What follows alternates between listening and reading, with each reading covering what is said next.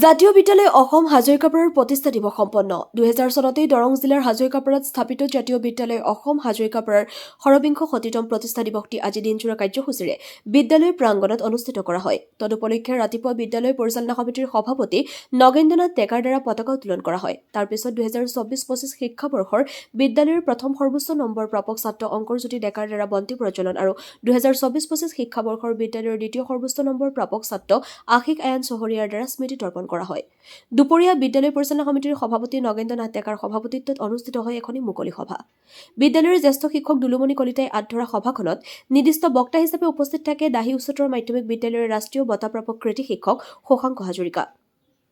সভাখনত বিশিষ্ট অতিথি হিচাপে উপস্থিত থাকে 2011 বৰ্ষৰ মিহিৰাম কলিতা সোঁৱৰণী ন্যাসৰ বঁটা প্ৰাপক বিদ্যালয়ৰ প্ৰাক্তন ছাত্ৰ সৌৰভ ডেকা।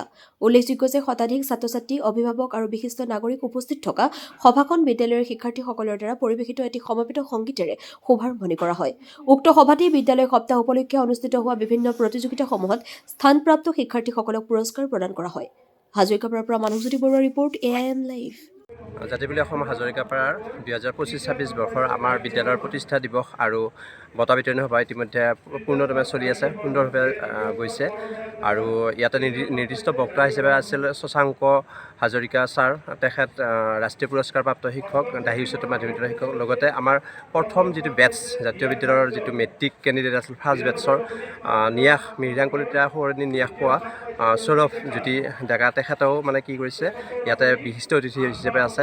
যথেষ্ট সংখ্যক অভিভাৱকৰ আমি উপস্থিতি পাইছোঁ, ছাত্ৰ ছাত্ৰীসকলৰ পুৰস্কাৰ পাই যথেষ্ট আনন্দিত হৈছে।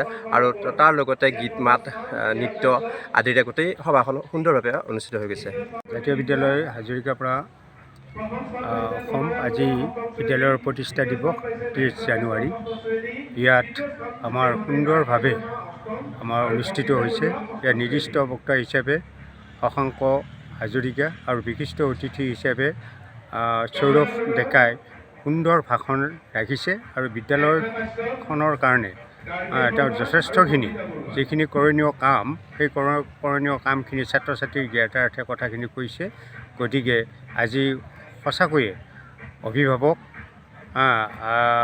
অভিভাৱিকাসকল উপস্থিত থাকি প্ৰতিষ্ঠা দিৱসটি এটা সুস্থ বঢ়াইছে। যিকোনো খবৰ আৰু বিজ্ঞাপনৰ বাবে যোগাযোগ কৰক 7896121996।